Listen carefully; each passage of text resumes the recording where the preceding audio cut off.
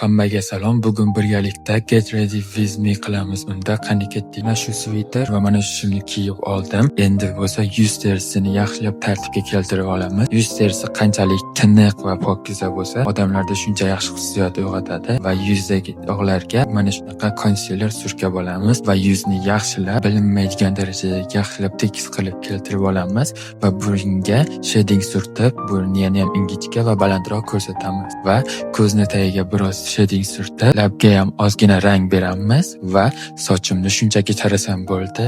Endi tayyorman. Bu ko'rinish sizga yoqdimi? Kommentda yozib qoldiring. Va tashqari juda ham sovuq bo'lgani uchun sharf va kurtka ham kiyib olamiz. Va men mana shunaqangi kiyinib kafega bordim va kafeda juda ham chiroyli rasmlarga tushdim va yaqin orada Instagramga joylayman. Hammaga xayr.